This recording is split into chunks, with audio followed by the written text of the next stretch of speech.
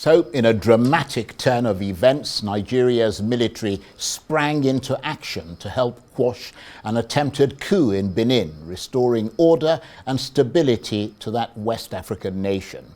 Their swift intervention, which included fighter jets and ground troops, was a testament to the strength of regional cooperation and Nigeria's commitment to defending democratic institutions. Lieutenant Colonel Pascal Tigri led the coup attempt, taking control of state TV and a military base in Cotonou. However, President Patrice Talon's government was quick to request assistance from Nigeria, triggering a rapid response.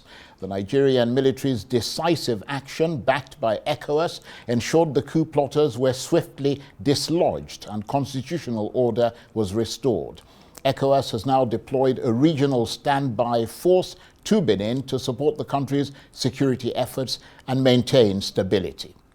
Meanwhile, in a separate development, the Nigerian authorities say they've managed to secure the release of 100 students who were kidnapped from a Catholic boarding school in Niger State last month, when armed men stormed the school and kidnapped hundreds of students. Details about the release of the school children remain unclear, including whether it was secured through negotiation or by force, and whether any ransoms were paid.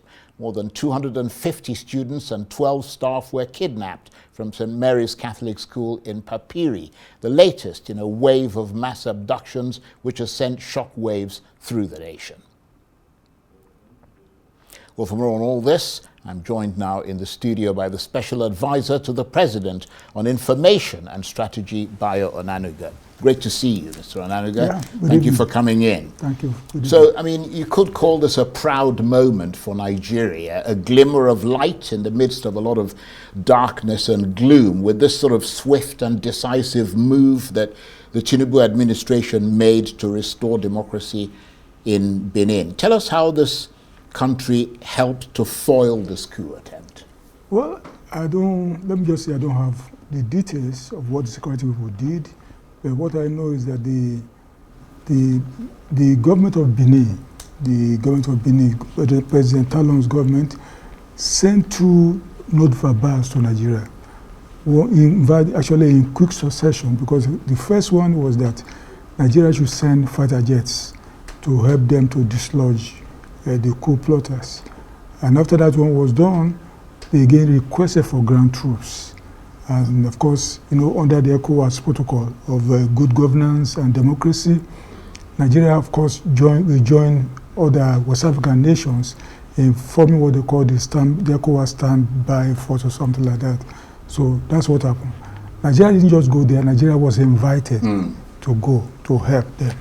Yes, indeed. But I mean, obviously, it was important to react very quickly. Yeah, because don't forget that President Tinubu, since he came in 2023, he's been the greatest advocate of democracy in the West African sub-region. In fact, in his first meeting that he attended with ECOWAS in Guinea-Bissau, he made it clear that democracy is the best form of government. And it should not be glorifying military rule, that despite the problems of democracy, it's still the best form of government. And I think he has remained very, very solid on that, always saying it. When the coup happened in Niger, he was then the ECOWAS chairman. He made efforts, very strenuous efforts to reverse what happened there. True. But because of even our own internal politics, government could not make much headway. He has always been talking about the need for West Africa to remain democratic. So whatever he did, whatever command he gave to our military to support Benin is in consonance with that. That is what he believes in.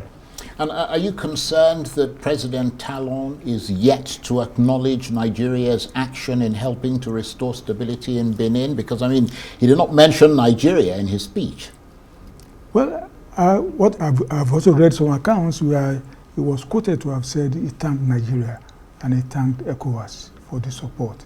I don't know if some people would say they didn't hear him say so, but I know that I also read some accounts where he acknowledged Nigerian support.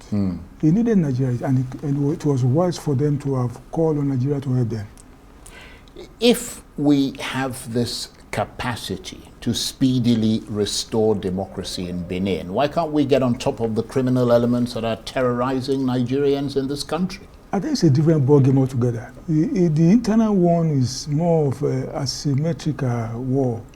I think our military people have been saying that, people don't seem to understand what they're talking about. You have some ragtag bandits, terrorists, sometimes holding our people as shields and so on. The way you want to fight them is not the way you fight a conventional army. Look at the case of Benin Republic now. They went to bomb a military base in Benin. They know where to go. And in fact, in a red November, they gave the longitude and altitude. The coordinates. The coordinates where they should actually bomb, which is what they did. It's unlike those people. They are holding our people as shield most of the time. They're always kidnapping soft targets and so on.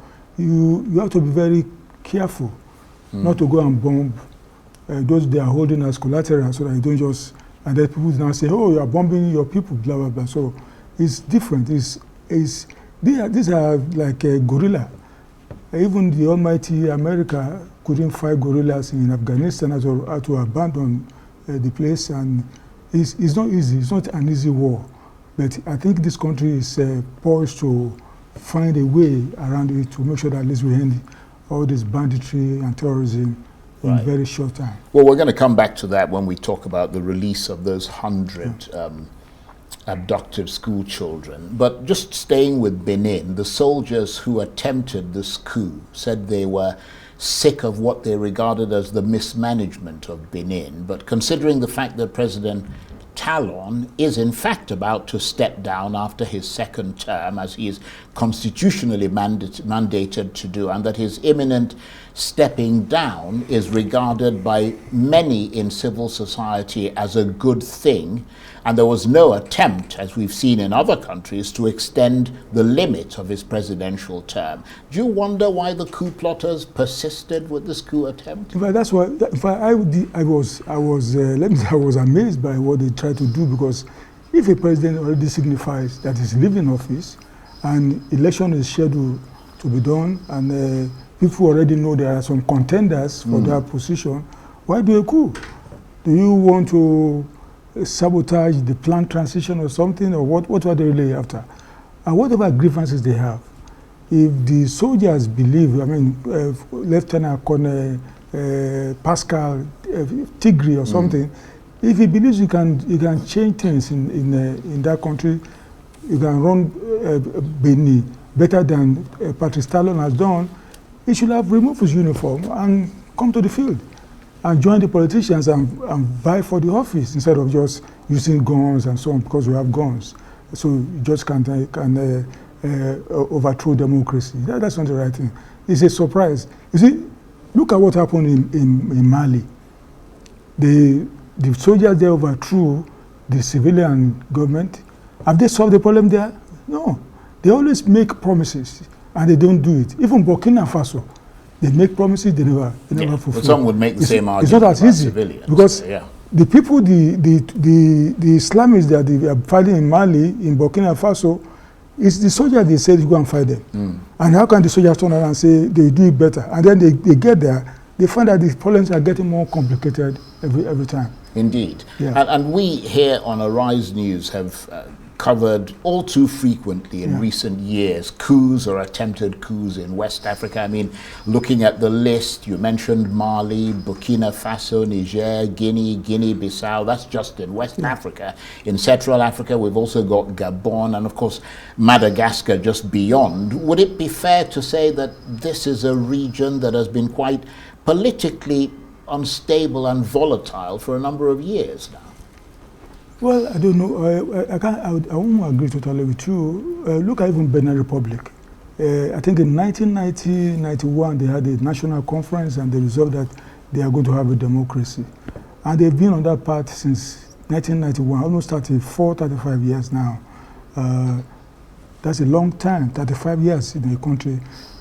Look at even our own country, 26 years now we've been on the democratic path. Look at Ghana. Also, some decades now, party in democracy, or even Senegal. Look at Senegal. It's just that some, I think maybe soldiers, because they've tasted power before, maybe because they long for it again, and they just... I think they've been politicized, they think about excuses and so on and so forth, and then they want to go and take over power again. What Nigeria did under General Obasanjo was that when he came in, he actually looked for the politicized officers and retired all of them. And maybe that was what made our democracy to survive the way a long time it has survived. Otherwise, the political soldiers will have found some excuses and so on and say, oh, they want to topple the democratic government. So I think maybe some of them, I said some of them because of their history and so on, because they've had military government before, and the soldiers who are already highly politicized, they always want to take over power. Well, let's turn to the news that the administration has managed to secure the release of 100 students who were kidnapped from St. Mary's Catholic boarding school in Papiri, Niger State, last month. What's the latest that you can tell us about that? Well, it is just what you said. We have 100 of them out. We are hoping that the others will sooner be released. What I know is that the security agents are making all kinds of efforts to get those children out. Right. Well, we're hearing from officials in Niger State and from local police there that there was some negotiation involved. Can you tell us whether any kind of ransom was paid? I don't know. I don't want to talk about security people, the way they do their work. I'm not aware of that. All I'm aware of is that they got the children out, and Governor Umar Bago received them today in Mina. I don't want to know the way they do. I have not asked them about how they were able to get them out. But at least it's the result that really matters. Well, it's not the result matters, but the process also matters. Well, I have not asked them about the process. Right. I don't know. I've not asked them about how they were able to get them out, but I know that they are making efforts to make sure that all the children are really gotten out of that place. And the National Security Advisor, Nuhu Ribadu, told the school's authorities when he went to visit that the government would secure the release of the students and that this would be done in batches. So that suggests negotiations and a gradual release over the next few days or weeks. Well, as I said, I don't want to talk about that. That is strictly a security matter. Maybe he has, the NSA must have had some information why he made that pronouncement in Papiri about the children. But as I said, it's not in my public to be talking about. I understand that, but let's be clear that legally you're not supposed to pay ransom to criminal gangs or negotiate with them, from a legal point of view. From a legal point of view, I think this government has been saying that it's not paying ransom. Sorry? The government hasn't been paying ransom. Nobody can say this government has been paying ransom. Yeah, but it doesn't make any logical sense when you've got people who are either ideologically driven, which is why they go and take people in the first place. I don't want to talk about the modus operandi of security people. They have a way of getting results, and I think that's what Nigerians should focus on, rather than how. Well, I mean, it's important to know how, because if nobody will share that one. Well, what I'm saying is that if you go and take people and you pay them ransom, I'm not saying they did, but if you did, ransom, or you negotiate with them and compromise your principles and get their release, it just gives other groups incentives to do the same thing. As I said, I don't want to be dragged into talking about their modus operandi. Has any group come out to say that they carried out the abductions? Is the government prepared to name them? Are you aware? Because at one point it was suggested that they were bandits. At other times it was suggested they were jihadists. I think generally the people operating along that axis, from Sokoto down to Kebbi, Zamfara, they are terrorists. They are terrorists, simply terrorists.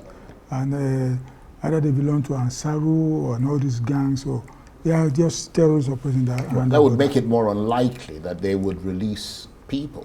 It depends, Sometimes the security, the way they operate. I said I don't want to talk about it. Let me just tell you, sometimes the way the security operates, they show them the signs that, look, we can pummel you, or you surrender, or do this and that. So I think I said I don't want to talk more about the way.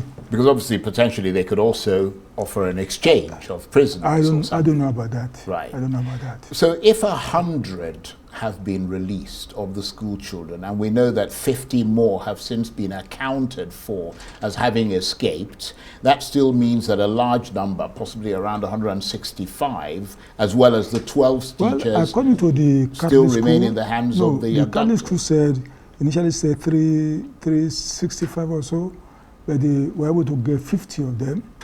Some say 51, who were never abducted. When the confusion came, they were able to escape from the school and they ran home. So the final figure they gave us that 215 students and 12 teachers were abducted. But we are grateful that we have... So that means there's about 115 yeah, 115 students and 12 teachers. Yeah, 115 students, 12 teachers. Right, and new negotiations, I know you touched on this earlier, but just to be clear, negotiations are going on, or moves are underway to get them released, or a military operation is underway to secure their release. You just spoke now about the NSA saying that those children will be released in batches. I'm sure they must have found a way around it, which I said, I'm not a security man, I don't want to be talking about security. And after this particular kidnapping and a spate of others, we had various initiatives announced by your administration, the Tinubu administration, including hiring new police officers, redeploying some police officers from guarding VIPs. What's happening with that? Because a lot of VIP people still have their police escorts and they don't seem to be obeying the order given by the President and the Inspector General of Police, do they? Well, I think we have challenged Nigerians. If they see any VIP who has a policeman around him, they should let the authorities know. I mean, we're in it's not like you put phone numbers all over the place and said if you see them, I mean, in the Hilton here, you see them every day. The IG came out to say he has withdrawn them. And I think mentioned a figure, about 12,000 policemen doing VIP work. He said he has withdrawn them. And I go out to, I rarely see policemen outside like before.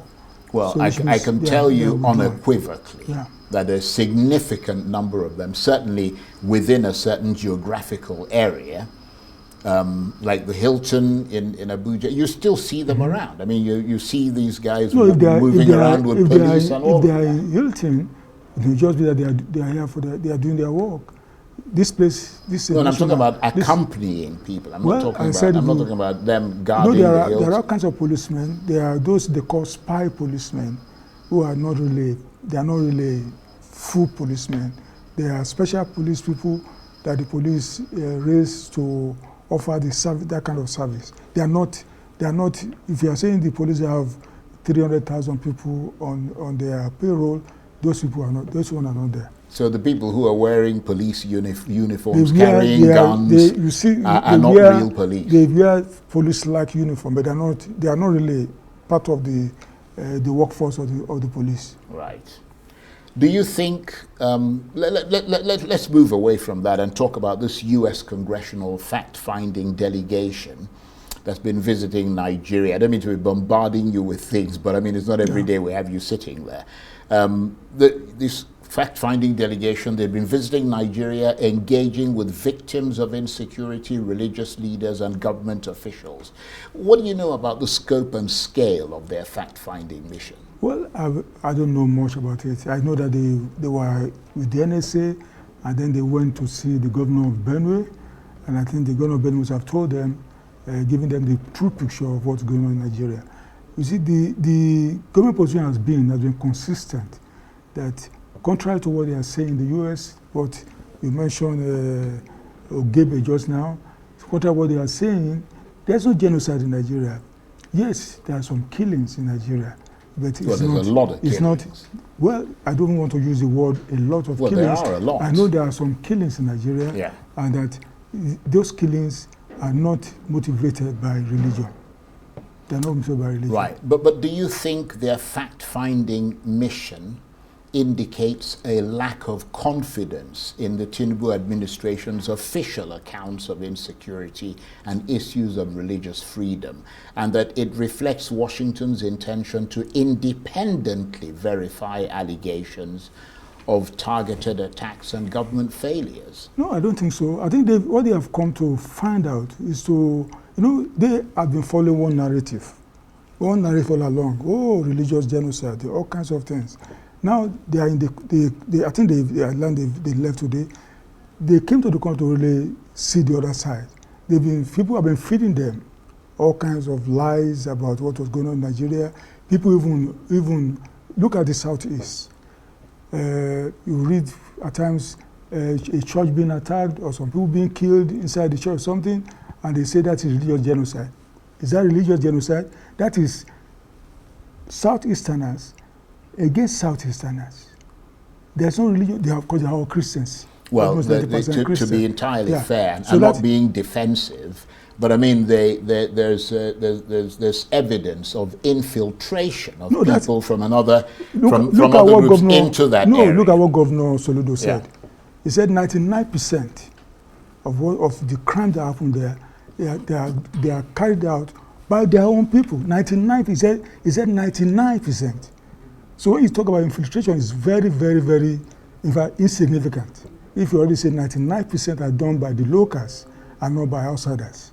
So what I'm saying is that the congressmen, in fact, the most vocal of them, Riley Moore, must have listened to. When you listen to Governor Benue, say this is not. Yeah, but that's the whole the whole point is that they didn't just come to listen to the governor of Benue. So we don't know what impression they've gone away with. They came there. They had a meeting with him. They had a meeting with the NSA. Yeah. They must have, because when the NSA and his team went to the U.S., they actually did not meet congressmen. They didn't even attend their congressional hearing, and this is an opportunity for them to really get the other side. They've been fed one set of narrative. Yeah, but they went, and it's time for them to see the other side. Right.